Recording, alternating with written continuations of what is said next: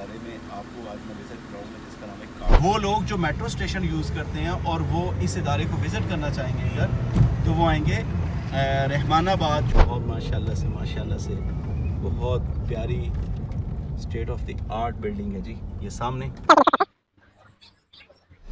हमें ऑनलाइन छोटे नहीं बनाने।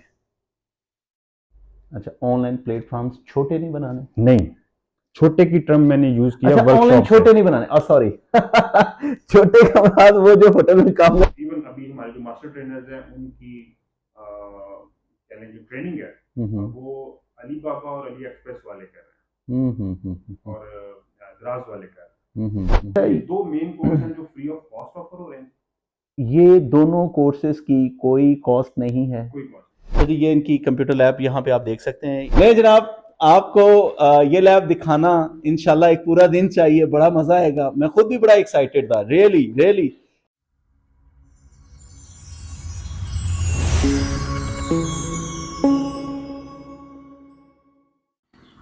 अस्सलाम वालेकुम।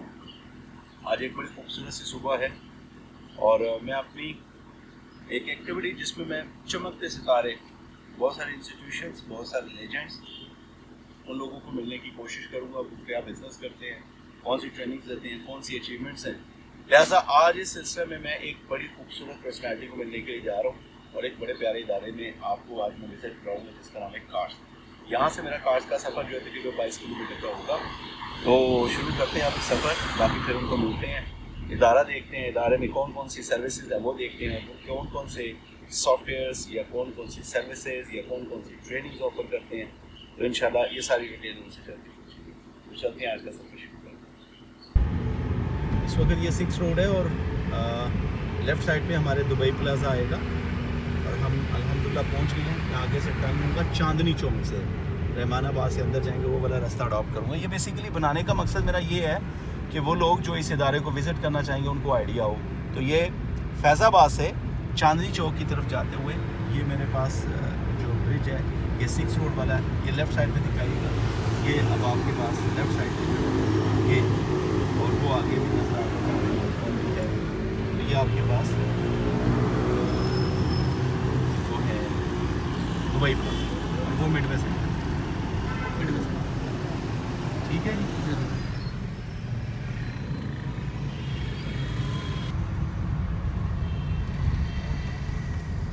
ऑन हो गया जी। अच्छा जी, ये बेसिकली चांदनी चौक है और आपके पास अगर वो दिखा सकते हैं तो वो सामने जो है वो वाला रोड जो है चांदनी चौक वाला, वो वाला रोड भी सीधा उधर जाता है, लेकिन मैं अब आपको लेके जा रहा हूँ रहमानाबाद वाली साइड से।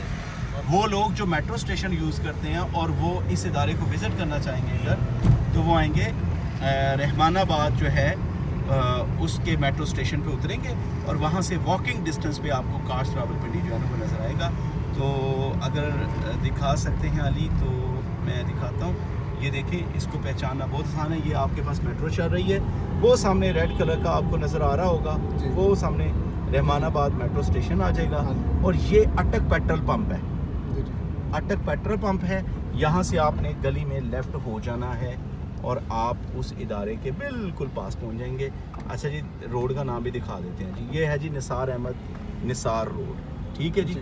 अच्छा, ये इसके अलावा मैकडोनल्ड भी यहाँ पे मौजूद है। ये बहुत फेमस लैंडमार्क मैंने आपको बता दिया। यहाँ से आप लेफ़्ट टर्न लेंगे और अब हम काश्त के बिल्कुल पास हैं। अब हम आपको वहाँ से जाके ज्वाइन करते हैं जी।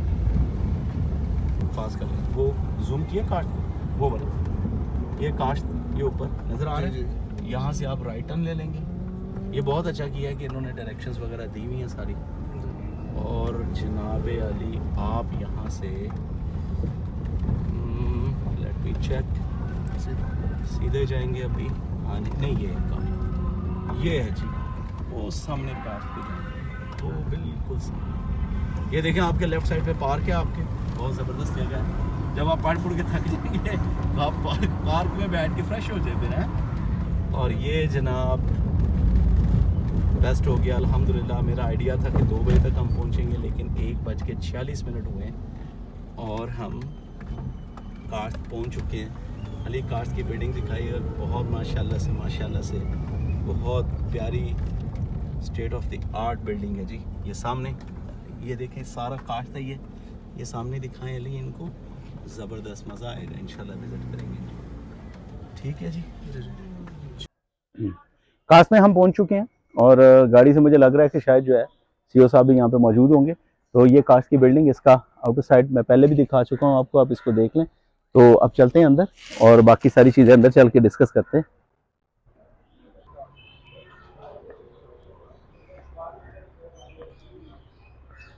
आ जाए, चलते हैं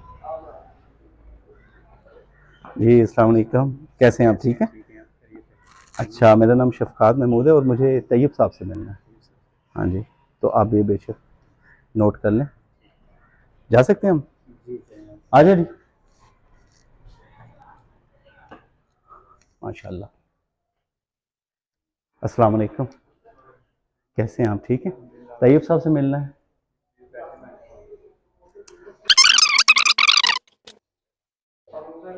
हाँ जी, वालेकुम अस्सलाम, क्या हाल है? अल्हम्दुलिल्लाह सर। सर तैयब साहब आपको वेट कर रहे हैं। चलें जी, तैयब साहब से मिलते हैं इंशाल्लाह। बाकी सारी बातें तैयब साहब के साथ चल के करेंगे।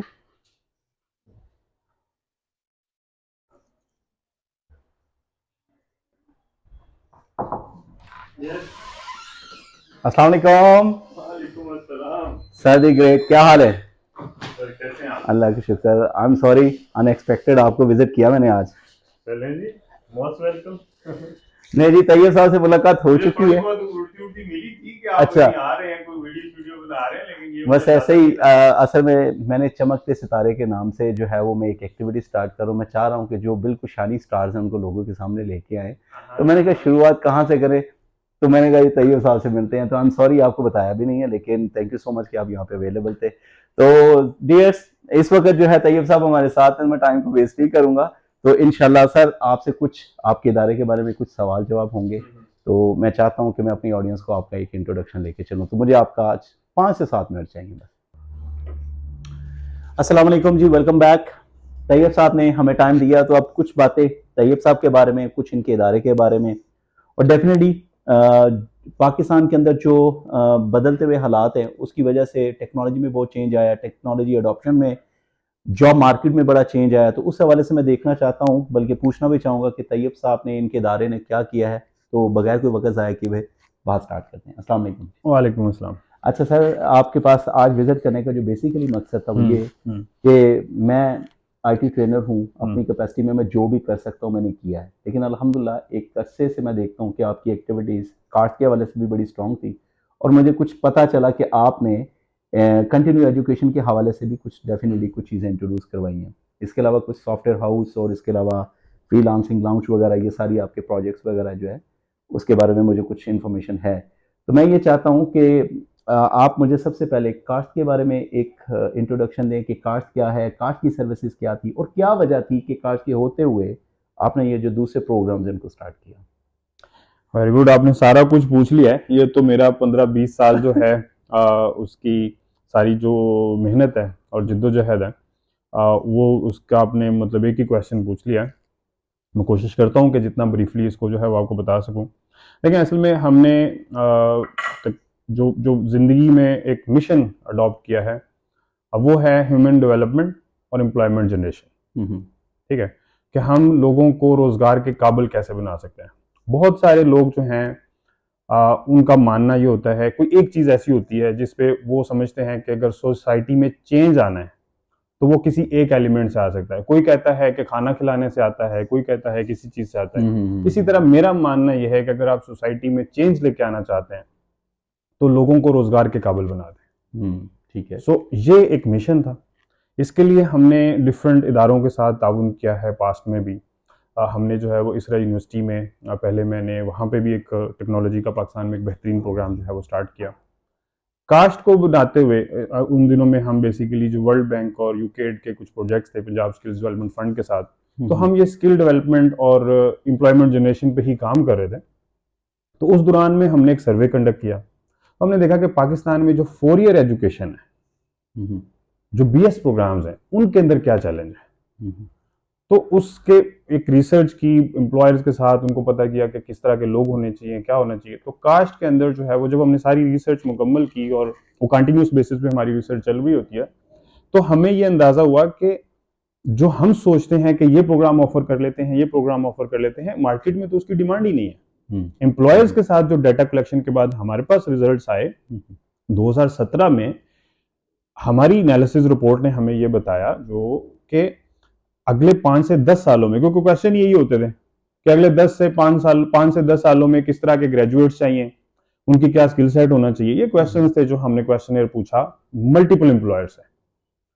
और जवाब ये आया कि जो एनालिसिस के बाद पहले नंबर पे निकला जी कि अगले 5 से 10 सालों के अंदर पाकिस्तान में नर्सिंग जो है इनकी बहुत डिमांड होगी।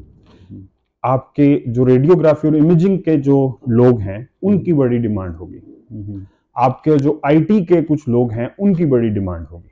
ठीक है, सो हम एक इंजीनियरिंग बैकग्राउंड और नेचुरल साइंसेज के बैकग्राउंड से आए थे, तो हम शायद और कोर्सेज स्टार्ट करते।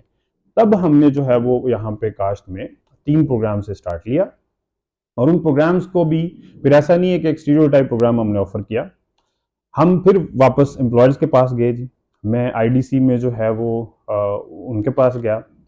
उपल साहब जो हैं वो ईसा यूनिवर्सिटी में हमारे पास वहाँ पे पढ़ाते थे, और वहाँ पे कर्नल सदीक साहब हैं जो डायरेक्टर ऑपरेशंस हैं। तो उनसे रिक्वेस्ट की कि सर हम ये प्रोग्राम स्टार्ट करना चाहते हैं, और हमें आप जो है वो ऐसा हो कि हमारी जो क्लिनिकल ट्रेनिंग है वो आपके पास हो। तो उन्होंने जी बहुत वेलकम किया, बड़ी हौसला अफजाई की। इसी तरह जो और हमारे जितने भी इंडस्ट्री पार्टनर्स थे, केयर लैब्स हैं उनके साथ, उसके बाद जो है वो टोयोटा मोटर्स ने हमारे साथ किया। जो बाहर आप कितने लोगों लगे हुए हैं, तो डिफरेंट लोगों ने आज तक अभी 50 से ज़्यादा हमारे एक्टिव पार्टनर्स हैं, और उसके अंदर बहुत सारी लैब्स हैं, हॉस्पिटल्स हैं। अभी हमारे बच्चे हॉली फैमिली में ट्रेनिंग करते हैं, अल खिदमत राजी हॉस्पिटल में ट्रेनिंग करते हैं, रावलपिंडी इंस्टीट्यूट ऑफ कार्डियोलॉजी में ट्रेनिंग करते हैं, नेशनल इंस्टीट्यूट ऑफ हेल्थ में ट्रेनिंग करते हैं। हमारे बच्चों ने जो है वो शिफा में ट्रेनिंग की है। हमारे बच्चे जो है वो कलसूम इंटरनेशनल में काम कर रहे हैं, पिम्स में काम कर रहे हैं। हमारे बच्चे जो है वो पीएफ हॉस्पिटल में इंटर्नशिप कर रहे हैं। हमारे बच्चे जो है वो फौजी फाउंडेशन में कर रहे हैं, वो डीएचक्यू में कर रहे हैं, वो जो इसका ये है कौन सा नेस्कॉम हॉस्पिटल है आपका, वहाँ पे तो जहाँ भी हमें मौका मिलता है हम उनकी ट्रेनिंग कराते हैं। सो पर्पस ये है कि लर्न बाय डूइंग। अगर एक लाइन में मैं बात करूं कि हम क्या कर रहे हैं, तो वो ये है कि learn what matters and learn by doing. Good. अच्छा, एक चीज, आपने कास्ट स्टार्ट किया 2017 में? हाँ जी। ओके, और इसका मतलब है कि आपका एक कंप्लीट बैच पास आउट हो चुका होगा? अल्हम्दुलिल्लाह हमारे 2 बैच तो पास आउट हो गए। अच्छा, इट्स रियली गुड। तो उनकी जॉब रेशियो क्या रही? अल्हम्दुलिल्लाह अभी मैं आपको बताता हूँ कि हमारा जो पहला बैच पास आउट हुआ, तो हमने यहाँ पे इंटर्नशिप्स ऑफर की, और हमने चाहा कि अपने ही स्टूडेंट्स को जो है वो हम यहाँ पे लैब में और डेमोन्स्ट्रेशन में लें। लेकिन हमारे सारे स्टूडेंट जो हैं वो एक तो होती जॉब रेशो, अल्हम्दुलिल्लाह वो ऑलमोस्ट 100% है। दूसरी जो चीज़ जो सबसे ज़्यादा खुशी मुझे हुई वो ये है कि मार्केट में हम क्योंकि अभी एक फाउंडेशन है यूएस की, उन्होंने मुझे कहा जी कि आप पाकिस्तान में कुछ फिलांथ्रोपी का काम कर रहे हैं। तो उन्होंने मुझे क्वेश्चन रेज किया एक फोरम में, किसी को एक्चुअली किया और वापस वो हमारे पास भी आया, कि जो जॉब तो आप दिला रहे हैं लेकिन वो कितने की जॉब कर रहे हैं। ये भी बड़ा अच्छा है ना। उन्होंने कहा कि आप जो है ना करोड़ों रुपए लगा के वो एक इंस्टीट्यूट है मियाँ वाली में, उसके हवाले से बात कर रहे थे कि उधर इतनी फंडिंग के बाद एक बंदा तैयार होता है, और उन्होंने उनको लिस्ट भेजी जी कि ये सारे एम्प्लॉयड हैं। तो जब पता किया तो पता चला जी वो 30,000 ले रहा है, 50,000 ले रहा है। तो उनका इतने सारे पैसे लगाने के बाद वो कमा अगर ये रहा है, तो ये तो पैसे ज़ाया हो रहे हैं। ठीक। तो हमारे तो इतनी फंडिंग नहीं है, हम तो सेल्फ सफिशिएंट यहाँ पे एक सेल्फ फाइनेंस के तहत चला रहे हैं प्रोग्राम। उसमें उल्टा हम गवर्नमेंट को असिस्ट करते हैं, हमारी फीसों में से एक परसेंटेज जो है वो यूनिवर्सिटी को जाती है। तो बच्चे जो हैं यहाँ पे खुद फीसें देते हैं, लेकिन उसके बावजूद हमारे बच्चे जो हम ऑफर करते हैं पे, जो ऑफर कर सकते हैं उन फीसों में से, उस पे एग्री नहीं है। अच्छा, वो उनसे ज्यादा उनको मिल रहा है तभी वो एग्री नहीं है। यानी यू आर सेटिस्फाइड कि काश ने अच्छा परफॉर्म किया, उनके स्टूडेंट्स ने आपको मायूस नहीं किया और इंडस्ट्री ने भी मायूस नहीं किया। देखिए, मैं अपने पार्टनर्स का, अपनी फैकल्टी का बहुत मशकूर हूँ। हमारे जो इंडस्ट्री पार्टनर्स हैं उन्होंने बहुत सपोर्ट किया है और स्टिल कर रहे हैं। बहुत अच्छे अच्छे नाम हैं, जो इंडस्ट्री के सरकर्दा जो ना नाम हैं वो हमारे साथ सपोर्ट कर रहे हैं और एक्टिवली सपोर्ट कर रहे हैं। ठीक है। अभी रिसेंट मैं आपको अगर बताऊं तो फिजियोथेरेपी के अंदर जो है वो पाकिस्तान में चंद एक बड़े नाम हैं। ठीक है। उनमें एक नाम जो है वो डॉक्टर मोहम्मद उमर का है, जो रावलपिंडी मेडिकल यूनिवर्सिटी के अलाइड हेल्थ जो डिपार्टमेंट है उसके डायरेक्टर हैं और वो होली फैमिली के जो हैं वो हेड है फिजियोथेरेपी के, ठीक है। वो एक्टिवली हमारे साथ इंगेज हैं, वो हमें सारा गाइड भी करते हैं और पूरी की पूरी टीम उनके अंडर काम कर रही है। हमारे बच्चे वहाँ ट्रेनिंग भी होते हैं। प्लस ये है कि अभी जो है वो टोरंटो यूनिवर्सिटी के साथ हमारा एक साइन हो गया है, जिसमें टोरंटो यूनिवर्सिटी के साथ ज्वाइंट रिसर्च प्रोग्राम हम जा रहे हैं। जबरदस्त, ठीक है। जबरदस्त। अल खिदमत राजी हॉस्पिटल के साथ हमारा हुआ, वहाँ पे हम ज्वाइंट रिसर्च में हमारे बच्चों ने वहाँ पे पेड इंटर्नशिप्स की हैं। 7th सेमेस्टर 8th सेमेस्टर के बच्चों ने, 6th सेमेस्टर के बच्चों ने पेड इंटर्नशिप्स, हॉस्पिटल अब उस वैल्यू को महसूस कर रहा है। जबरदस्त। ठीक है। इसी तरह जो है मैं आपको बताऊं कि हमारे बहुत सारे बच्चे जो फर्स्ट बैच के हैं वो अब यूके में, ऑस्ट्रेलिया में और मतलब भी कॉल आ रही होती, मैसेज आ रहे होते हैं, वो वहां चले गए हैं। जबरदस्त, एक्सीलेंट। तो ये एक चेंज जो हमने सोचा था अल्हम्दुलिल्लाह वो चेंज स्टार्ट हो गया है। शुरू के बैचेस जो है उनमें बच्चे होते ही थोड़े हैं, लेकिन शुरू के बैच के तो मैं आपको बताता हूँ पहला बैच तो 100% ही ऑल सेट है। जबरदस्त। ठीक है। और दूसरा बैच भी ऑलमोस्ट नजर नहीं आता, मतलब उसमें जो अगर कोई बच्चा रह भी गया है और अगर इस वीडियो में से भी अगर कोई बच्चा रहता है तो मैं उनको कहता हूँ कि वो हमारे पास अप्रोच करें। ठीक है। We have the opportunity, doors are still open, doors open और अपॉर्चुनिटीज मौजूद हैं। अपॉर्चुनिटीज जबरदस्त होगी। अच्छा, अब मैं डेफिनेटली कास्ट के हवाले से हमारा एक अच्छा इंट्रोडक्शन हो गया। रियली मुझे भी इस चीज़ को सुन के जान के बड़ी खुशी हो रही है। और कास्ट ग्रो कर रहा है, कास्ट ने ग्रो किया है और कास्ट ने कमिटमेंट जो दी थी अल्हम्दुलिल्लाह उसको पूरा भी किया है। तो क्या यही एक वजह थी कि आपने इसको आगे बढ़ाते हुए अब 4 ईयर प्रोग्राम से आगे आप गए और आपने कंटिन्यू एजुकेशन की तरफ या टेक्नोलॉजी, सॉफ्टवेयर, क्लाउड कंप्यूटिंग और इस तरह की बहुत सारी एक्टिविटीज। अच्छा, मैं सॉरी बात कट जाएगी, मुझे कास्ट के हवाले से जरा प्रोग्राम्स अगर आप बता दें कि यहाँ पे कौन कौन से प्रोग्राम है ताकि इसको कंक्लूड कर देते हैं फिर आगे। देखिए हमने 3 प्रोग्राम से स्टार्ट लिया था। Doctor of physical therapy. अब जो डॉक्टर ऑफ फिजिकल थेरेपी है ना, ये प्रोग्राम हमारी उसके अंदर जो है वो उस लिस्ट में, टॉप लिस्ट में नहीं था टू बी ऑनेस्ट। और बाद में जो है मैं आपको बताऊं कि जो रिसर्च की मैं आपको पहले बात कर रहा था, वर्ल्ड हेल्थ ऑर्गेनाइजेशन ने 2020 में जो है वो जो रिपोर्ट्स निकाली उसमें ये पता चला कि पाकिस्तान के अंदर अगले कोविड के बाद 10 से 15 साल जो है पाकिस्तान में जो अलाइड हेल्थ सेक्टर है वो ग्रो करेगा। तो 2017 में हमारी जो रिसर्च थी वो वेट हो गई WHO से, जबरदस्त, कि वो हमने भी यही कहा कि अलाइड हेल्थ सेक्टर जो है ग्रो करेगा। और हमने इंजीनियरिंग बैकग्राउंड से होते हुए बावजूद हमने जो प्रोग्राम स्टार्ट किए वो अलाइड हेल्थ सेक्टर। जबरदस्त, जबरदस्त। ठीक है। ठीक। सो हमने स्टार्ट किया डॉक्टर ऑफ फिजिकल थेरेपी। इसके अंदर जो है वो पाकिस्तान में बहुत सारे लोग इसको ऑफर कर रहे हैं और अभी अलाइड हेल्थ काउंसिल बनी है, फिजियोथेरेपी की भी अलग से काउंसिल बने। और इस प्रोफेशन को पाकिस्तान में ट्रूली इम्प्लीमेंट करने का मौका मिले। हो ये रहा है कि बहुत सारे लोग जो है वो इसके अंदर इसलिए आते हैं कि इसके साथ एक डॉक्टर लगा हुआ है। तो इसके अंदर हमें डिलीवर करना मुश्किल है as compare to other programs, क्योंकि इसके अंदर जो है वो मोटिवेशन ये नहीं है कि एक्चुअली हमने फिजिकल थेरेपिस्ट बनना है और हमने फिजिकल थेरेपी के अंदर जाके कोई एक्सेल करना है। अभी चीजें चेंज हुई हैं, सोसाइटी में भी एक्सेप्टेंस आई है, लेकिन एक टाइम तक जो है ये इसको स्प्रेस ही किया गया इस प्रोफेशन को। और अभी भी बहुत सारे ग्रेजुएट जो हैं वो उसको उतना सीरियस नहीं लेते।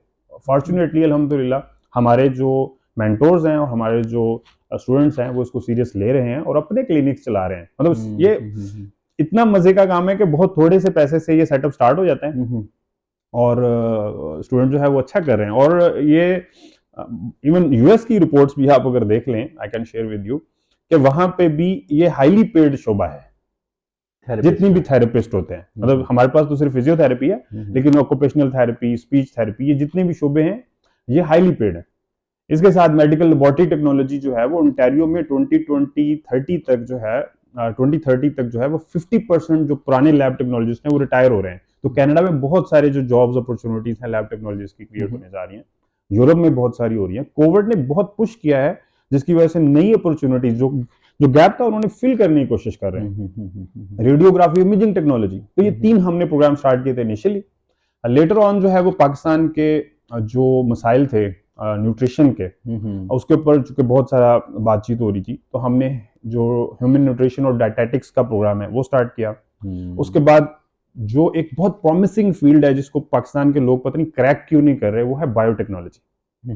बायोटेक्नोलॉजी एक ऐसी फील्ड है जिसके अंदर अगर कोई बंदा उसका BS करता है और उसके अंदर रिसर्च एरिया में स्ट्रांग हो जाता है तो इमीडिएटली उसको स्कॉलरशिप्स मिल रहे हैं, क्योंकि this is one of the I mean जो एक ग्रोइंग फील्ड है और उसके अंदर बहुत सारी फंडिंग अवेलेबल है। अच्छा, बायोटेक्नोलॉजी को थोड़ा सा अगर मैं समझ सका हूँ तो ये बेसिकली ये जो फील्ड है ये मेडिकल इंस्ट्रूमेंट से रिलेटेड होती है, उनकी मशीनरी और उससे रिलेटेड ये कोई फील्ड है? वो बायोमेडिकल टेक्नोलॉजी है, अच्छा, that is very very part of it. यानी अच्छा, मेडिकल के अच्छा। अंदर उसकी जो एप्लीकेशंस हैं वो जस्ट पार्ट ऑफ इट है। हम्म। बायोटेक्नोलॉजी इज समथिंग के जो बायोलॉजिकल फिनोमिनाज हैं, हाँ हाँ हाँ हाँ। आपकी क्रॉप्स जो हैं, फॉर एग्जांपल आप देखते थे कि पहले जो Okay. है वो मतलब इतनी सी क्रॉप है और वो ज्यादा ग्रेन देती है, मतलब देख ना एक एकड़ में पहले कितनी होती थी, अब कितनी है। अच्छा जी, आपके जो है वो डिफरेंट सीजन के अंदर क्या है, यानी उसकी एग्रीकल्चर के अंदर उसकी एप्लीकेशंस हैं, मेडिकल के अंदर उसकी एप्लीकेशंस हैं। गुड। ये जो आपकी वैक्सीन्स बन रही हैं, ये जो आपके, ये सारा कुछ बायोटेक्नोलॉजी है। जबरदस्त। अच्छा, इसका मतलब है 6 प्रोग्राम हो गए और उसके बाद जो है वो हमने कंप्यूटर साइंस का प्रोग्राम जो Good. है वो स्टार्ट किया, कंप्यूटर साइंस आपने स्टार्ट किया। BScs जो है, और हमने जो है वो एक 3 प्रोग्राम हमने स्टार्ट किए थे इंजीनियरिंग टेक्नोलॉजी के, civil engineering technology, mechanical engineering technology और इलेक्ट्रिकल इंजीनियरिंग टेक्नोलॉजी। तो लेकिन अब हमने कुछ प्रोग्राम सस्पेंड कर दिए। अच्छा, उसकी कोई खास वजह? डेफिनेटली उसकी वजह वही है जिसकी वजह से वो स्टार्ट किया था। स्टार्ट इसलिए किए थे कि रोजगार मिलेगा, उसके ऑप्शंस मौजूद हैं। तो हम जब उसको रिव्यू करते हैं और हमें लगता है कि या तो हम उस तरह से उसको डिलीवर नहीं कर पा रहे जैसे उसको होना चाहिए, उसकी कुछ रीजन हमारी हो सकती है, लेकिन ज्यादातर रीजन जो है वो सर्कमस्टांशियल है। कि स्टूडेंट डिप्लोमा के बाद जब हमारे पास आता है तो वो उसके पास किस तरह के और मौके मौजूद हैं। दूसरा ये है कि जॉब्स की क्या सूरत हाल है। तो हम खाली जो है वो सिंपल एक फौज बेरोजगारों की नहीं क्रिएट करना चाहते, क्योंकि हमारा मिशन ये है कि लोग बरसरे रोजगार हों। तो हम जो है वो उस प्रोग्राम्स को हम स्वैप करते रहेंगे, क्योंकि हम वही चीजें ऑफर करेंगे जो मार्केट में डिमांड है। अच्छा जी, ये एक बड़ी ज़बरदस्त बात है कि फ्लेक्सिबिलिटी जी, एक मैं इसको कहूँगा इट्स रियली गुड वन कि आप मार्केट के साथ इन टच हैं। आफ्टर ऑल आपके स्टूडेंट्स ने पढ़ के मार्केट में जाना है, जैसे मार्केट जो है वो मॉडिफाई कर रही है अपने आप को, वो चेंज कर रही है उसके डायरेक्शंस या उसके जो भी अप्स एंड डाउन्स आ रहे हैं, उसके अकॉर्डिंगली प्रोग्राम्स को ऐड भी किया जा रहा है, सब्ट्रैक्ट भी किया जा रहा है। It's really good one. तो सर, अब हम कुछ बात करेंगे आपके नेक्स्ट प्रोजेक्ट के ऊपर, जो कि आपने कंटिन्यू एजुकेशन के नाम से किया है। उसको करने का मकसद 4 इयर्स की डिग्री के साथ मतलब वो भी है, और एक अलग से डोमेन आपने इंट्रोड्यूस करवाई, तो काइंडली उसके ऊपर जरा थोड़ा सा रोशनी डाल दें। Thank you for asking this question. Actually मैं आपको बताता हूँ कि जो 4 ईयर डिग्री है इज गोना फेल। मैं BS प्रोग्राम ऑफर कर रहा हूँ, आई एम एन एजुकेशनिस्ट, लेकिन I am telling you, I am running an BS level institute, but this BS degree is gonna fail. Okay, इसकी कोई खास वजह आपने कोई, बल्कि आपके अभी रिसेंटली कुछ विजिट्स भी थे, वो शायद इसी वजह से उसके बाद ही आपने लॉन्च किया, तो कोई खास? विजिट्स तो चलते रहते हैं, लेकिन इसमें मैं बताता हूँ कि चूंकि मैं एजुकेशन को बहुत कीनली स्टडी करता हूँ, उसके जो एम्प्लॉयमेंट के साथ उसका एक ट्रांसफर मैट्रिक्स है उसको देखता हूँ, तो बहुत सारे और लोगों से मिलता रहता हूँ, इंटरनेशनली जो है वो लोगों से गाइडेंस लेता रहता हूँ। तो मैं आपको बताता हूँ कि ये जो हम हमेशा थोड़ा पीछे ही रहे हैं।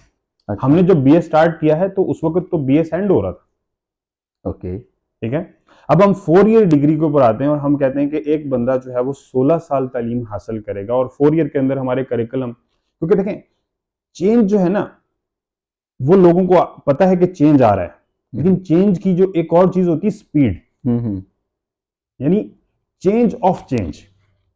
क्योंकि एक है जैसे आप स्पीड कहते हैं, वेलोसिटी कहते हैं, क्योंकि मैं फिजिक्स का बंदा हूं, तो आप स्पीड वेलोसिटी कहते हैं। एक है एक्सेलरेशन, एक्सेलरेशन को मेजर नहीं कर रहे, क्योंकि चेंज तो आ रहा है, लेकिन वो चेंज किस तेजी से आ रहा है इसको भी साथ देखने की जरूरत है। तो हम हमेशा चेंज को मेजर करते हैं और चेंज के मुताबिक अपने आप को अडेप्ट करते हैं, लेकिन जब हम वहां पहुंचते हैं तो वो बहुत कुछ ऐसा चेंज हो चुका था कि हम फिर पीछे के पीछे रहते हैं। तो हम हमेशा ट्रेन छोड़ देते हैं। बिल्कुल बिल्कुल। हमने इंटरनेट में जब एंटर होना था तब भी हमने ट्रेन छोड़ दी, अभी भी हम ट्रेन छोड़ें।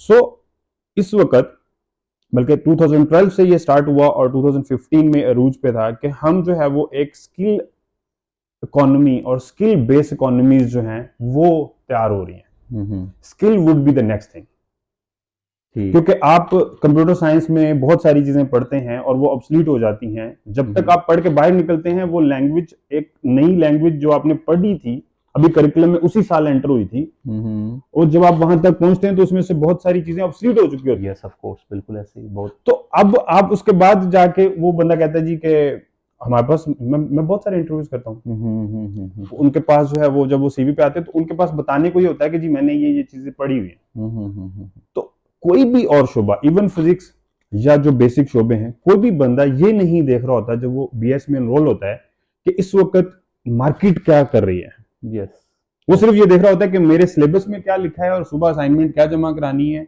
और मुझे नंबर किससे मिलने हैं। सो हमने इस बात को रियलाइज किया, और बहुत से लोगों ने किया, गवर्नमेंट ने किया, वर्ल्ड बैंक ने किया, यूरोपीय यूनियन ने किया, टेबट के अंदर रिफॉर्म्स हुई, पाकिस्तान के अंदर बहुत सारा काम हुआ है जी। मैं समझता हूं कि बहुत सारे लोग मायूसी फैलाते रहते हैं।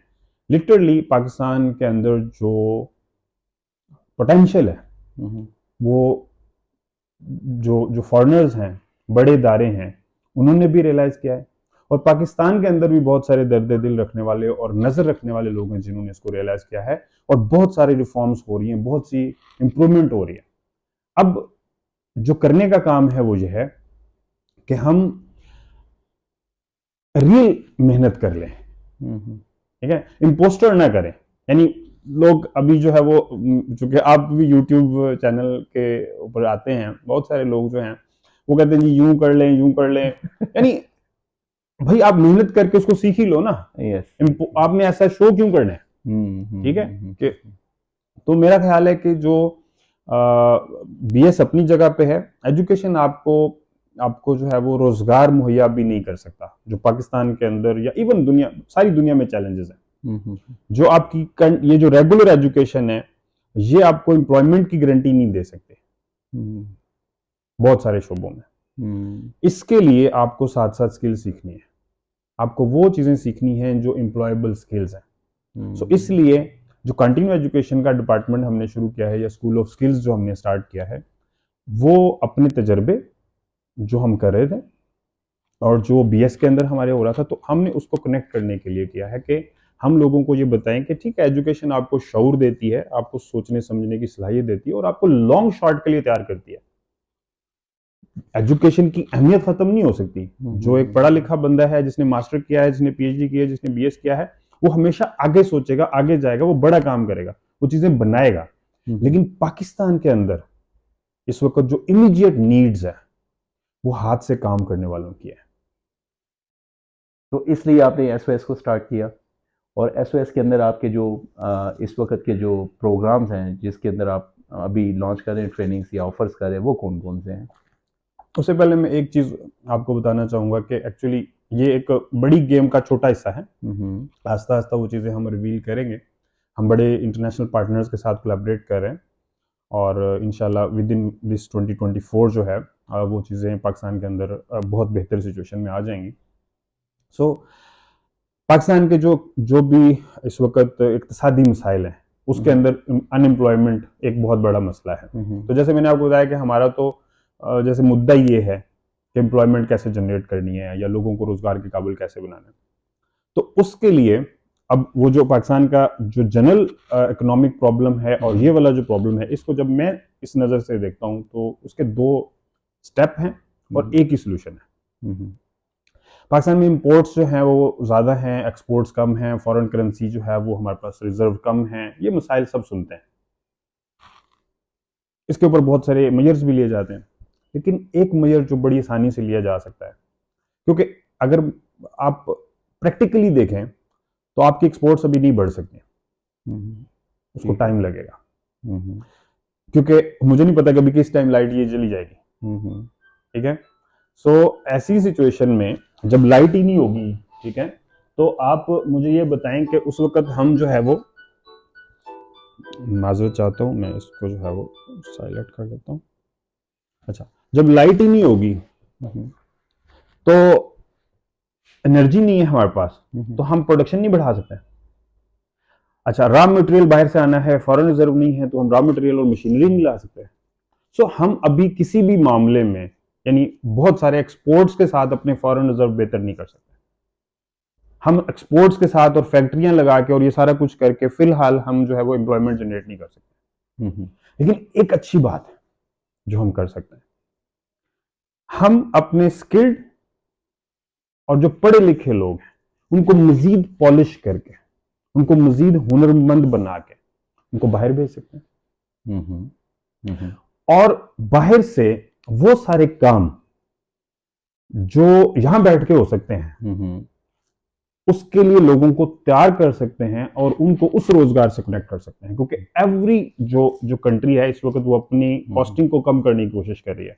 सो हर कंट्री जो है वो सारे के सारे इमिग्रेंट्स ले नहीं सकती, नहीं ले सकते। वो एक एम्प्लॉय को हायर करते हुए सोचती है, लेकिन वो काम देते हुए नहीं सोचती। बिल्कुल। दैट्स वाई आपकी जो कम्युनिटी है, आपके जो फ्रीलांसर जो हैं, वो पूरी दुनिया में एक्नॉलेज्ड भी हैं और वो काम भी कर रहे हैं। लेकिन मैं ये समझता हूं, अब आप इसको मैं माजरत चाहूंगा अगर कोई से फ्रेंड हो, मैं रिक्वेस्ट ये करता हूं, मैं हर फोरम पे करता हूं, मैंने पहले भी कई, डॉक्टर एहसन इकबाल साहब जो है वो एक हमारे साथ वहां कॉन्फ्रेंस में थे, वहां पे भी मैंने किया कि हमें ऑनलाइन छोटे नहीं बनाने।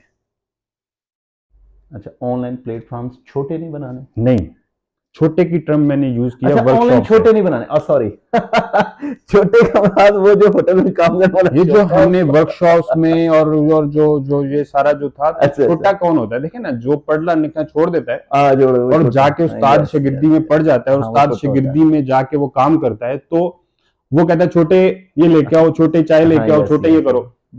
तो वो क्या था, वो छोटे का कॉन्सेप्ट था कि वो जल्दी से क्विकली रोजगार के काबिल तो हो गया। हमारे साथ ऐसा था, हमारे बड़े हमें कहते थे कि तुम्हारी पढ़ाइयों पे इतने खर्चे आ रहे हैं, और देखो वो कमाई शुरू कर दी उसने। अच्छा। वो कमाई उसने जल्दी शुरू कर दी, छोटे ने क्योंकि वो गया जनाब रात को 50 रुपए लेके आ गया। बिल्कुल ऐसा तो वो जो ऑनलाइन छोटे हैं, उस कॉन्टेक्स्ट में इसलिए कह रहा हूं कि वो उन्होंने शुरू तो कर दी, लेकिन सर्टेन लेवल पे उनकी ग्रोथ रुक गई। बिल्कुल ठीक कह रहे हैं। वो सिर्फ वही सीख सके जो उस्ताद ने सिखाना था। उस्ताद भी वैसे ही थे और उस्तादों के बारे में आपको पता है। सो नतीजा ये हुआ कि हम जो है वो हाईटेक जो रेवोल्यूशन है वो नहीं ला सके। हम गाड़ियां भी अगर बात करें, वर्कशॉप की अगर बात करें या रेस्टोरेंट्स की बात करें, उसका एक बेहतर तरीका भी था। जो ट्रेंड बंदा है, जो स्किल्ड बंदा है, जो एजुकेटेड बंदा है, वो हमेशा आगे चला जाता है लैडर में, और छोटा जो होता है वो शुरू तो क्विक कर लेता है लेकिन स्टक हो जाता है। अच्छा सर, आपकी बात यहाँ पे अगर आप इजाज़त दें तो सपोर्ट करूँगा आपकी बात को। 10th के एग्ज़ाम देने के बाद मैं फ्री हुआ और मेरा एक दोस्त वही उसने एक जॉब शुरू कर दी किसी फैक्ट्री में, और शाम को जब हम क्रिकेट खेलते थे उसके पास पैसे होते थे, तो मेरे अंदर इंटरेस्ट डेवलप हुआ। मैंने कहा यार हमारे पास तो टेप के पैसे नहीं होते, तो मैंने सोचा मुझे भी नौकरी लगवा दो, तो मेरे पास भी पैसे होंगे। बात छोटे से याद आ रही है। तो उसने मुझे ले गया, अगले दिन मैं चला गया, तो लकीली जो है वो मुझे उस दिन कट लग गया, और वो बाकायदा तौर पे खराद का काम था, यानी कटिंग करता था, लोहा इस तरह से काटा जाता था, तो वो मेरे हाथ पे वो कट लग गया। वो कट इतना सीवियर था कि मैं एक तरह से ना यूं समझे डर भी गया और पेन भी थी। मैं घर आ गया। आप यकीन करें कि मेरे घर आने के बाद मैं दोबारा नौकरी नहीं गया, मैं उस जॉब पे नहीं गया सर। अगर उस दिन वो मैं पहली दिहाड़ी पकड़ लेता ना सर, तो आज मैं छोटा ही होता। और ये हकीकत बात है, मेरा वो दोस्त जो है आज भी जब मैं उसको देखता हूं, मैंने कहा मेरे खुदाया, उस वक्त इसने मुझसे पहले पैसे कमाना शुरू किए थे और मैं उस वक्त कुछ भी नहीं कमाता था, इसी ने मुझे नौकरी लगवाया था। वो आज भी वैसा ही कुछ काम कर रहे हैं, लेकिन मैं जैसा भी कर रहा हूं आपके सामने होती। ये बात बिल्कुल सही है सर कि जो लॉन्ग शॉट की आपने बात की, जो कंटिन्यू एफर्ट की बात की, बिल्कुल हम छोटे डेवलप नहीं करें, बल्कि पढ़े लिखे, एजुकेटेड, स्किल, मोटिवेटेड, मैं वो असल में विजन वाले जो लोग एक आर्टिकल में भी यूज किया है मैंने टर्म, पब्लिश अभी हो जाएगा। नहीं देखिए, मैं तो सामने, हमें ऑनलाइन छोटे नहीं बनाने। मैं तो आपके सामने बैठा हूं कि मेरे साथ ये हुआ, मैंने ये खुद इसको ऑब्जर्व किया। So, इसके अंदर इंसल्ट करने की बात नहीं है, इसके अंदर जो बात समझने की वो ये है कि एवरीवन वुड लाइक टू, उधर मार्केट में इस वक्त जो वीडियोस आ रही हैं, जो चीजें हो रही हैं सोशल मीडिया पे, everyone is you know what saying कि बस अभी कुछ भी ना करें, कोई स्किल नहीं है, पैसे कमाना शुरू कर दें, डॉलर कमाना शुरू कर दें, वो पैसे दिखा रहे हैं, लो जी ये कर लो। अच्छा सर, अजान हो रही है, इसके बाद थोड़ी सी ब्रेक लेते हैं। अजान होती है जी, अजान के बाद इंशाल्लाह दोबारा ज्वाइन करते हैं आपको। जनाब, अजान के बाद हम दोबारा अपनी गुफ्तगू का आगाज करते हैं, और बात हो रही थी SOS के बारे में, बड़ी डिटेल से बताया। और यकीन करें कि मैं इस चीज़ को सोच रहा था जब यूनिवर्सिटीज़ में सेमिनार्स करने के लिए जाता था, तो मैंने एक प्रोग्राम स्टार्ट किया था, टेक्नोलॉजी अवेयरनेस प्रोग्राम। उसका बेसिकली मकसद ये था कि यूनिवर्सिटी स्टूडेंट्स को ये बताया जाए कि मार्केट में ये हो रहा है। उसका बड़ा फ़ायदा होता था मुझे, बहुत बहुत फ़ायदा होता था। और उसको भी स्टार्ट करने की वजह ये थी कि एक दफ़ा मैं लाहौर हफीज़ सेंटर में जब मेरी जॉब थी तो मैंने कुछ लोगों को हायर करना था।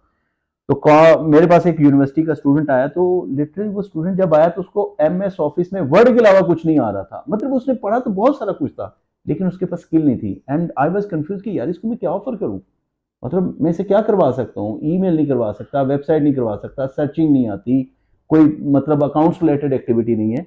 तो ये एक बड़ी खुशाइन बात है, बिल्कुल सही कह रहे हैं कि शॉर्ट टर्म के अंदर आप बहुत सारी स्किल सीखते हैं और उससे आप बरसरे रोजगार भी होते हैं। और दूसरी बात मुझे बहुत अच्छी लगी, मेरे भी इल्म में इजाफा हुआ कि भाई हम फ़क्ती तौर पे तो अपनी प्रोडक्शन किसी भी चीज़ में इतनी जल्दी नहीं बढ़ा सकते, लेकिन बहुत सारे लोग हैं जो थोड़ी सी मेहनत से इस काबिल हो सकते हैं। अगर वो बाहर जाके पैसे कमाना चाहते हैं, they can go outside and do the work and earn the handsome and good amount in a respective way। ये भी बड़ी इंपॉर्टेंट चीज़ है।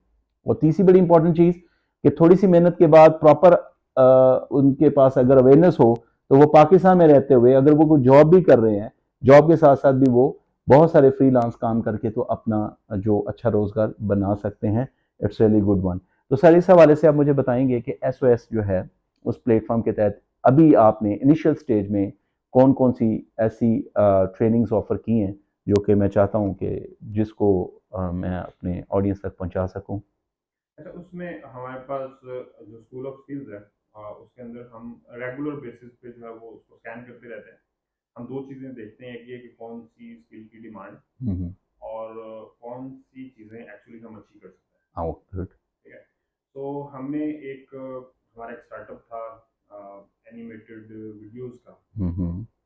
उसके अंदर जो है वो अल्हम्दुलिल्लाह उसको बड़ा सक्सेसफुली हमने स्केल अप किया। तो जो एनिमेटेड वीडियोस हैं पाकिस्तान में, जो हम बाहर उसके सारे के सारे क्लाइंट जो है वो क्लाइंटल बाहर की होती है, जो फॉरनर्स हैं वही हमसे काम करवा रहे थे। तो हमने जो 3D और 2D एनिमेशन है, ये फील्ड ऐसी है जिसके अंदर कंपटीशन कम है, सही है, और इसके अंदर डिमांड है। ठीक। तो 2D और 3D एनिमेशन का कोर्स हमने अभी लॉन्च किया है, और आई एम ग्रेटफुल कि जो गवर्नमेंट ऑफ पाकिस्तान है और जो नेवटेक है उसने उसको स्पॉन्सर किया है। उसके साथ हमने इसको, तो जो prime minister youth development program है उसके तहत ये ऑफर हो रहा है यहाँ पे इनिशियली। लेकिन जो लोग एलिजिबल नहीं होंगे उस प्रोग्राम में, उनको हम जो है वो प्राइवेटली भी सेल्फ फाइनेंस बेसिस पे भी ये कोर्सेज ऑफर है। अच्छा, ये जो कोर्स अभी आपने मुझे बताया 2D 3D के लिए, और ई कॉमर्स का भी कोर्स यहाँ पे, ई कॉमर्स भी बिल्कुल। और दूसरी जो डोमेन जो पॉपुलर है वो ई कॉमर्स है। अब ई कॉमर्स के अंदर जो है बहुत सारे कंपोनेंट्स हैं, उसके अंदर, क्योंकि e commerce is very like wide field. अब उसके अंदर जो है वो हम अमेज़न, अलीबाबा, ईबे, दराज, तो इवन अभी हमारे जो मास्टर ट्रेनर्स हैं उनकी कह लें जो ट्रेनिंग है वो अलीबाबा और अली एक्सप्रेस वाले कर रहे हैं, और दराज वाले कर रहे हैं। ठीक है, तो उससे वो कॉन्सेप्ट होगा। उसके अंदर जो है वो उसके अंदर वर्चुअल असिस्टेंट का भी है, उसके अंदर FBA भी है, डिफरेंट जो भी यानी ई कॉमर्स रिलेटेड जो भी चीज़ें हैं वो सारी उसके अंदर कवर होती हैं। और उसमें बड़ा काम हुआ है, नेवटेक ने बहुत काम किया है उसका करिकुलम डेवलप करने में। और बड़ी, मैं समझता हूँ कि ऐसा नहीं है कि पाकिस्तान के इदारे काम नहीं कर रहे। टू बी ऑनेस्ट, जो नेवटेक है और जो पाकिस्तान के अंदर डेविड रिफॉर्म्स का प्रोग्राम था, जो यूरोपियन यूनियन और उन सबके ताउन से, वर्ल्ड बैंक के ताउन से चीज़ें चल रही थी, GIZ के ताउन से जो काम हुए, फैंटास्टिक। पाकिस्तान में इदारे भी काम कर रहे हैं। अब होता ही है कि वो काम अच्छे से मुकम्मल करना जो है उसमें पब्लिक और जो उसके कंट्रीब्यूटर हैं उनकी भी जिम्मेदारी है। अच्छा, ये दो मेन कोर्स हैं जो फ्री ऑफ कॉस्ट ऑफर हो रहे हैं। ये दोनों कोर्सेज की कोई कॉस्ट नहीं है? कोई कॉस्ट, यानी अगर कोई स्टूडेंट आता है, वो आपके क्राइटेरिया को मीट करता है, तो वो जो नेवटेक की सपोर्ट से या गवर्नमेंट ऑफ पाकिस्तान की सपोर्ट से ये जो प्रोग्राम चल रहा है उसमें पार्टिसिपेट करेगा, आप उसको पढ़ाएंगे और उसको कोई पैसा नहीं देना? पढ़ाएंगे, उसको सिखाएंगे और एक्चुअली उसको जो है काम जॉब के के काबिल काम में। बनाएंगे। Very good. उसके लिए कि ये वो काम है जो ऑलरेडी हमारे पास है। ओके। तो अगर वो इस काबिल हो जाता है तो डेफिनेटली हमारी तो यानी विन विन सिचुएशन। ये मुझे आने का एक मकसद जो था, कास्ट अपना डेफिनेटली सर्विसेज दे रहा है, मेरी ऑडियंस डेफिनेटली उनमें से शायद ही कुछ लोग कास्ट के हवाले से जानते हों या कास्ट की सर्विसेज उनको चाहिए हों, क्योंकि ये 4 ईयर डिग्री प्रोग्राम है। लेकिन ये जो चीज़ है ये वाकई में मैं ये समझता हूँ, क्योंकि मैं खुद बेसिकली स्किल्स के ऊपर काम करता हूँ, तो मेरी ऑडियंस जो भी मुझे देख रही है उनको भी ये मैसेज है, और भी ये मैसेज जहाँ तक जाएगा कि कास्ट जो है वो अपने एसओएस प्लेटफॉर्म के जरिए से दो बड़ी डोमेन्स जो है ना वो इंट्रोड्यूस करवा रहा है, जिसमें से एक आपके पास ई कॉमर्स है और दूसरी 2D और 3D, और ये दोनों ऐसी डिमांडिंग फील्ड्स हैं कि जिसमें जो बच्चे इनके क्राइटेरिया गवर्नमेंट का डिफाइन किया हुआ जो क्राइटेरिया उसके मुताबिक एक आपकी मिनिमम क्वालिफिकेशन जो है वो मैट्रिक है ई कॉमर्स के लिए, और 2D और 3D के लिए इंटरमीडिएट होना आपके लिए लाजिम है। अगर आप पिंडी इस्लामाबाद से हैं तो that is your golden chance कि there is no need to waste any amount, travelling के भी कोई एक्सपेंस नहीं है। जैसे कि इस वीडियो के शुरू में आप देखिएगा मैंने आपको पूरा रूट बताया कि कैसे आप यहाँ पे रहमानाबाद जो है वो मेट्रो स्टेशन पे आते हैं और वहाँ से वॉकिंग डिस्टेंस के ऊपर आप इस इदारे में आते हैं और क्वालिटी एजुकेशन लें। क्वालिटी एजुकेशन के साथ नेक्स्ट जो आपके पास स्टेप है कि इनके पास, जैसे कि सॉफ्टवेयर लाउंज की मैंने बात की, दे हैव द अपॉर्चुनिटी कि जो उनके पास चाइनीज स्टूडेंट्स हैं, ब्राइट जो वर्क करते हैं, जो स्ट्रगलिंग हैं, कभी भी कोई इदारा, हमेशा मैंने भी देखा, मेरी भी कोशिश होती है कि पढ़ाते हुए जो एक्टिव मेंबर्स होते हैं वो सामने आ जाते हैं और वो आपकी फिंगर टिप्स पे होते हैं, यानी यूं समझने कि वो आपकी पहली चॉइस होती है कि आप उनको हायर करते हैं। तो इसके लिए देयर इज एक अच्छी अनाउंसमेंट, मुझे ये बताते हुए भी खुशी हो रही है कि आपकी इसके ऊपर कोई कॉस्ट नहीं है। फर्दर मजीद जो डिटेल होगी मैं कोशिश करूंगा, अगर ये मेरा जो वीडियो है मेरे फेसबुक या यूट्यूब पे आए तो मैं वहाँ पे मजीद इनसे इंफॉर्मेशन ले लूंगा और वहाँ पे मैं इंफॉर्मेशन शेयर भी कर दूंगा और कॉन्टैक्ट इंफॉर्मेशन भी दे दूंगा। सर ये तो आपने बहुत ज़बरदस्त बात बताई, इट्स रियली गुड। तो इसके लिए एडमिशन की कोई लास्ट डेट भी अभी है या ये चलते रहते हैं कोई कंटिन्यू? नहीं, इस जो फर्स्ट बैच है वो हमारी करंट जो लास्ट डेट है वो 7 जनवरी है। तो 7 जनवरी तक जो है वो कास्ट में आके वो एडमिशन कर सकते हैं। हमारा ऑनलाइन फॉर्म है वहाँ पे कर सकते हैं, या नेवटेक की जो ऑफिशियल वेबसाइट है वहाँ से NSIS जो नेशनल स्किल्स इंफॉर्मेशन सिस्टम है उस पे जाके वो अपना लॉगिन बना के वहाँ पे ये अप्लाई कर सकते हैं। तो वहाँ पे जाएंगे तो वहाँ पे जब अपना प्रोफाइल बना लेंगे तो वहाँ से नेक्स्ट उनका जो काम होगा वो होगा कि वो रावलपिंडी चूज करें, और वहाँ पे कोर्सेज जब वो 3D या ई कॉमर्स चूज करेंगे तो वहाँ पे centre of advance study in health and technology cost आ जाएगा। तो वहाँ पे sir thank you so much once again, it was really nice meeting with you. आज का दिन बहुत अच्छा रहा और मैं खुश हूँ कि मैं आपके पास आया, आपके इदारे को जाना।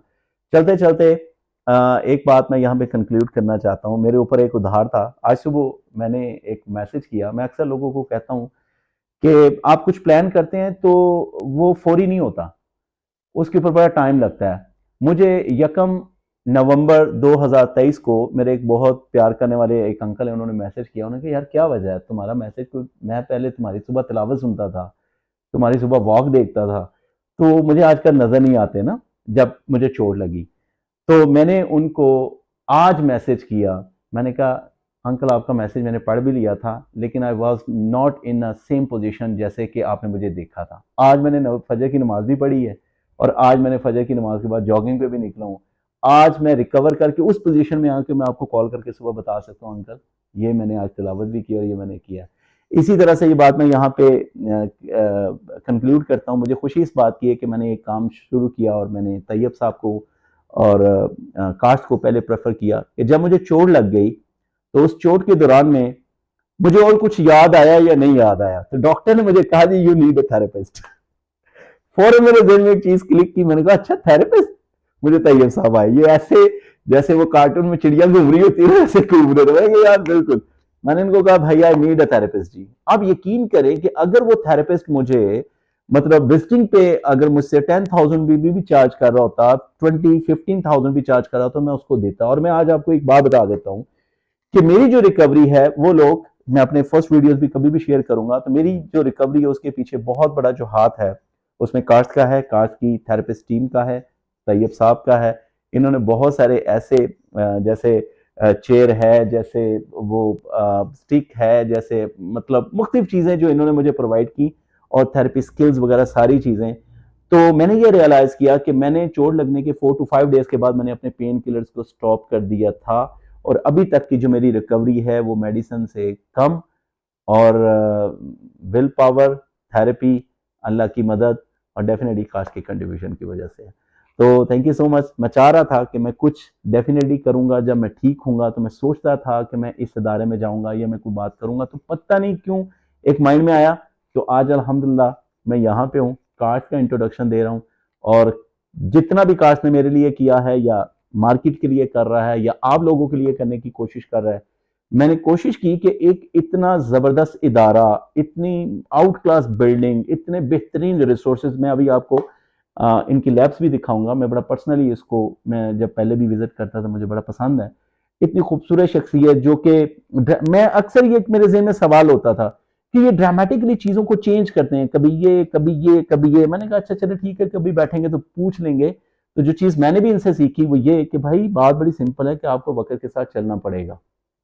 और वक्त के साथ चलने के लिए याद रखिएगा ये बहुत मुश्किल काम है। बहुत कम लोगों के अंदर ये फ्लेक्सिबिलिटी होती है कि वो वक्त के साथ खुद को मोल्ड कर लें। वो कहते हैं यार कर रहे हैं बस, अब बस यही ठीक है। बहुत कम लोग होते हैं, याद रखें। और वो लोग जो वक्त के अकॉर्डिंगली, सर्कमस्टेंसेस के अकॉर्डिंगली अपने बिजनेस मॉडल को, अपनी एटीट्यूड को, अपने वे ऑफ डिलीवरी को चेंज करते हैं, वो सर्वाइव करते हैं।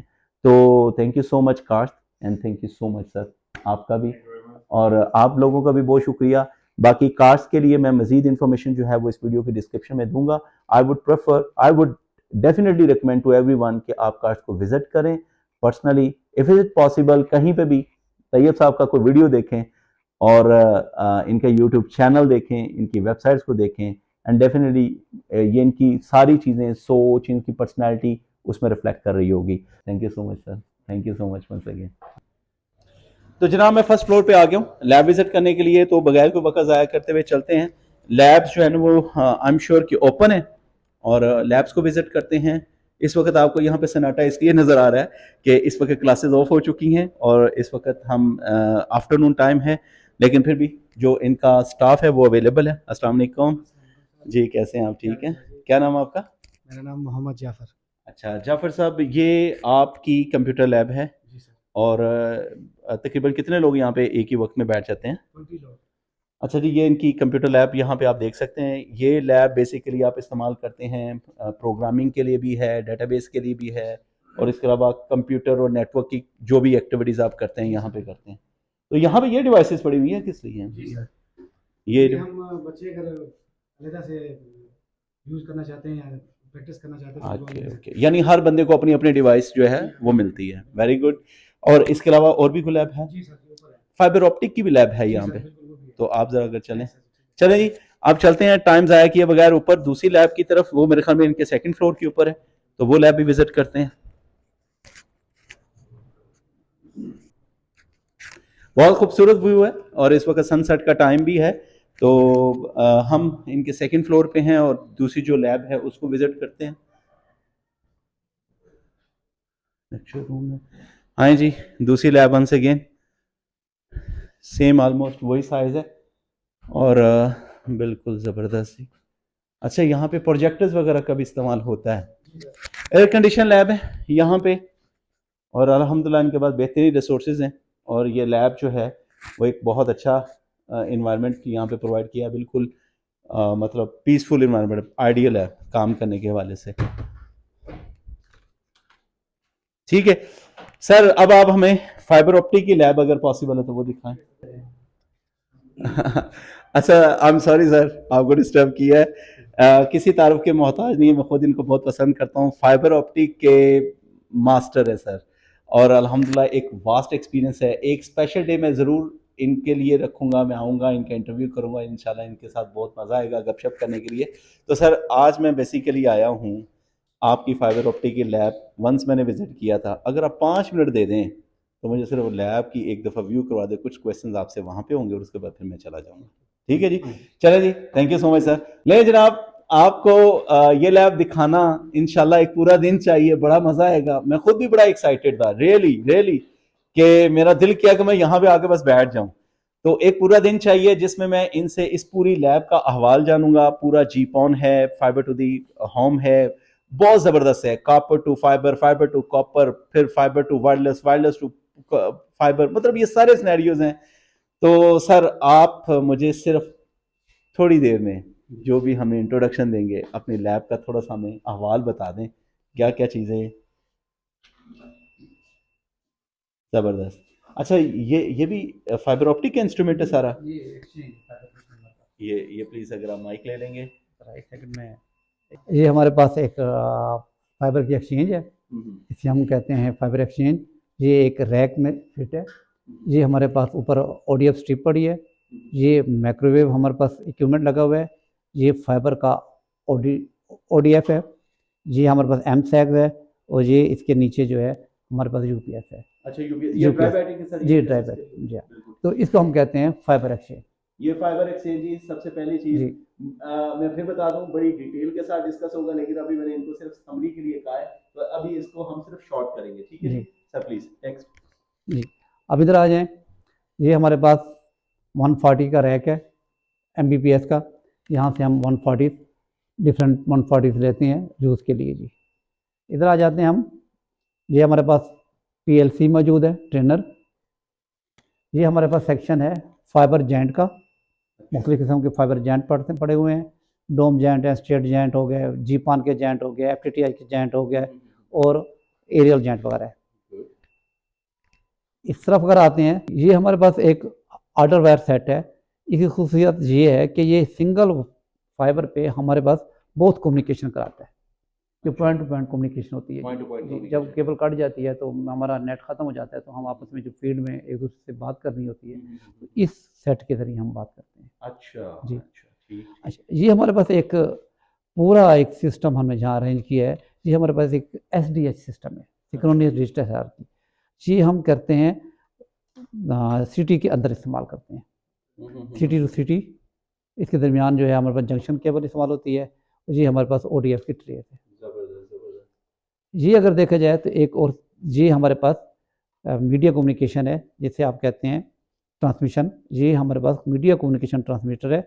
यहाँ से हम इसको देते हैं इथरनेट, और ये एक पॉइंट से B पॉइंट ये आप फाइबर के थ्रू जाते हैं, जो बैंकों में इस्तेमाल करते हैं ATM वगैरह के लिए। जिसको बैक हॉलिंग या बैकबोन कनेक्टिविटी, यानी बैंक टू बैंक कनेक्टिविटी, हाँ, ATM कनेक्टिविटी, ATM कनेक्टिविटी के लिए ये आपके पास मीडिया कन्वर्टर कम्युनिकेशन यानी उस बैंक का इंटरनल जो नेटवर्क है वो कॉपर पे चल रहा है और उसको जी। फिर आगे ATM तक फाइबर के साथ आपने कनेक्ट जी किया। हम कनेक्ट कर देते हैं। जी बिल्कुल, ये देखें जैसे ये कॉपर नजर आ रही है आपको, तो कॉपर इस मीडिया कन्वर्टर में के अंदर है, और ये बेसिकली आपकी ट्विस्टेड पेयर जो मीडिया है उसको फाइबर में कन्वर्ट करके इसके फार साथ एंड पे। कनेक्ट कर रहा है। जबरदस्त। और ये हमारे पास आगे DSL चलाएं आपकी मर्जी है, और फाइबर लें आपकी मर्जी अच्छा, है। ये बेसिकली एक बड़ा प्यारा सिस्टम है। अगर आप सिर्फ इतना पोर्शन समझ जाते हैं कि सर ने जैसे आपको डिस्क्राइब किया है, तो आप बहुत अच्छे से समझ सकते हैं कि आपके घर में जो इंटरनेट चल रहा है वो किसकी वजह से चल रहा है, वो कैसे आ रहा है, कहाँ से आ रहा है, ये पूरा स्ट्रक्चर। बल्कि मैं आपको पूरा बता दूं, ये पूरा इंफ्रास्ट्रक्चर यहाँ पे मौजूद है। पूरा इंफ्रास्ट्रक्चर GPON का, FTTH का, वो यहाँ पे मौजूद है। वो आपको बकायदा हैंड्स ऑन करवाया जाता है उसके ऊपर। अच्छा, एक हमारे पास एक लॉन्ग डिस्टेंस कम्युनिकेशन जहाँ में हमने अरेंजमेंट किया हुआ है, यानी कि कराची से इस्लामाबाद के दरमियान अगर एक ही पेयर हमारे पास हो, उसमें भी हमारा काफ़ी डाटा आ सकता है। तो ये हमारे जो अरेंजमेंट किया है, ये हमने सिस्टम लगाया, ये हमने जॉइंट दिखाए, दरमियान में केबल दिखाते हुए, और यहाँ आगे हम पहुँच गए टर्मिनेट कर ये साइड 1 हो गई, जी हाँ, साइड ए हो गई, और ये लॉन्ग डिस्टेंस है, यानी यूं समझ लो इस्लामाबाद इस बात कराची का ये नेटवर्क है हमारे पास। अब आते हैं हम GPON पे। अच्छा, GPON। अब यहाँ से हमने एक फास्ट ईथरनेट लिया और हमने OLT को दे दिया, ऑप्टिक लाइन टर्मिनल एक्सचेंज को। यहाँ से हमने आगे फर्दर यूज़र को होम फाइबर जिसे कहते हैं, यहाँ से हमारा फर्दर जो है होम टू होम फाइबर जिसे कहते हैं FTTI, यहाँ से हम आगे देना शुरू कर देते हैं। लेते हम यहाँ से SDI से दिया, OLT को दिया, OLT से फिर आप आगे आ जाएँ। ये मेरे पास जो सिस्टम खड़ा है, इसे हम कहते हैं FTTH इंस्टॉलेशन। ये सिस्टम अब घर में जो वायरिंग होती है, ये वायरिंग घर की है। ये DP लगी हुई है, ये आपका ये है ONT लगी हुई है। तो यहाँ से हम आपका पूरा सेट लगा हुआ है, ये आपकी होम इंस्टॉलेशन, जिसे आप GPON इंस्टॉलेशन कहते हैं। ये जो मैं आपसे अभी बात कर रहा था कि आपके घर में जो आपके वॉइस और वीडियो डाटा 3-in-1 जो है वो आपको जो मिलता है, वो जिस इंफ्रास्ट्रक्चर, वो डिजाइन मॉडल पूरा ये बना हुआ जी आपको पूरा। और सर अच्छा, ये हमारे पास लड़कों ने जो असाइनमेंट करते हैं, ODF ट्रे किया, ये भी लड़कों ने ट्रेन किया। जो लोग पढ़ रहे होते हैं, आप उनको बकायदा इंस्ट्रूमेंट पे काम करने देते हैं, वो अपनी असाइनमेंट खुद करते हैं जी, आप उनको केबल्स भी प्रोवाइड करते हैं। अच्छा, जबरदस्त। और ये लड़कों ने असाइनमेंट, ये सारे लड़के खुद ही स्प्लाइसिंग करते हैं यहाँ पे। अच्छा, स्प्लाइसिंग मशीन भी है जी, हम वो भी है। ये हमारे पास OTDR हो गया, इक्विपमेंट है। ये अच्छा। पावर मीटर पड़ा हुआ है, अच्छा, ये किस लिए इस्तेमाल होता है ये वाला? ये फॉल्ट ट्रेसिंग के लिए इस्तेमाल होता फॉल्ट ट्रेसिंग। और हाँ। ये वाला जो है। है? ये पावर जो है वो मालूम करते हैं। और ये हमारे पास एक 2 MB का एक वो है मीटर है जो MB को चेक करता है। आपकी स्पीड बैंडविड्थ जी, कितनी कितनी आ आ रही रही है? है जी। बिल्कुल। अच्छा, ये अगर देखते हैं तो हम कहते हैं जी कि ये हमारे पास स्विचेस लगे हुए हैं, ओके। A पॉइंट से B पॉइंट, यानी कि ये भी हमारे पास सिस्टम है। हमने इससे दोनों तरफ से हम नेट दे भी सकते हैं, ले भी सकते हैं। अच्छा, यानी आप यूं समझें ये मेन कि स्विच है। आपका एक पॉइंट ये है, जी, ओके, आपका दूसरा पॉइंट ये है, और इनके दरमियान में हमने आपने फाइबर ऑप्टिक फाइबर बिछाई डाला है। हुआ है। जबरदस्त। अच्छा, बेसिकली ये मेरे ख्याल में सिस्टम हमने यूनिवर्सिटीज वगैरह के जी। अंदर मैंने डिपार्टमेंट टू जी, डिपार्टमेंट ये IT डिपार्टमेंट जितने हैं वहाँ इस्तेमाल होता है जी। ये 2.5 GB को ना कवर सर, ये करता है। चीज बड़ी इंपॉर्टेंट। अच्छा, यहाँ पे कुछ इंस्ट्रूमेंट्स हैं। जी, ये हमारे पास थोड़े से टूल्स हैं। ये हम्म, यहाँ हम देखते हैं लड़कों को सिखाने के लिए, ये हमारे पास स्टिपर पड़े हैं। ओके। ये क्लीवर है, ये नॉनिक स्टिपर है, ये जर्मन स्टिपर है, ये FTTH का स्टिपर है, ये पावर स्टिपर हो गया, गुड। ठीक है। ये हमारे पास CT30 क्लीवर हो गया, ये हमारे पास ऑप्टिक टॉर्च है, ये मिलर स्टिपर हो गया जी। और इसके अच्छा। साथ देखते हैं तो ये हमारे पास स्प्लिटर की जो डिस्ट्रीब्यूशन है, ये स्प्लिटर की डिस्ट्रीब्यूशन है। और ये हमारे पास खड़ा हुआ है ODF वॉल माउंटेड। ये हम कंपनी को जब लड़के सीख के जाते हैं तो कंपनी में काम करते हैं तो उनको ये इंस्टॉलेशन करके दी जाती है। जबरदस्त हो गया। ये जरा केबलें दिखाना, ये हमारे पास ये स्टॉक हाँ। है जी इनके पास, बच्चों के पास। ये देखें, वो सामने भी बहुत जबरदस्त। ये मुख्तलिफ सामने। केबलें हैं जो जिस पे जो पाकिस्तान में अवेलेबल हैं। अब ये देख लेने जी, ये हम सिखाते हैं इनको केबलें फाइबर की। हाँ, एक ये 15-16 ये ड्रॉप केबलें हैं, ये हमारी बड़ी केबलें हैं। ये हमारे पास मॉडल बना के लड़कों ने रखे हुए हैं, इसी पे काम करते हैं हम। थैंक यू सो मच जी। नहीं जनाब, लेट मी चेक कि मेरा माइक अगर काम कर रहा है। बिल्कुल अभी कर रहा है। Thank you so much sir, it was really nice visiting here. और आपको भी सर शुक्रिया, आपने बड़े कम वक्त के अंदर मुझे एक पूरा ब्रीफ इंट्रोडक्शन दिया। मैं आप लोगों को इस वीडियो के वसात से ये कहूँगा कि आई एम रियली हैप्पी कि मैं सर से मेरी मुलाकात हुई और यहाँ पे कास्टमैन की सर्विसेज हैं और फाइबर ऑप्टिक की बेस्ट ट्रेनिंग्स की ऑफर करते हैं। सर, यहाँ पे आप चलते चलते मुझे बताएं, फाइबर ऑप्टिक की कौन कौन सी ट्रेनिंग्स हैं, कितना कितना टाइम है और कौन कर सकता है? हमारे पास जो है 3 कोर्स चलते हैं। एक है फाइबर जेंटिंग एंड स्प्लाइसिंग, ओके। ये 1 महीने का कोर्स है। 1 महीने का कोर्स है। और कौन कर सकता है? इसके लिए कोई क्वालिफिकेशन?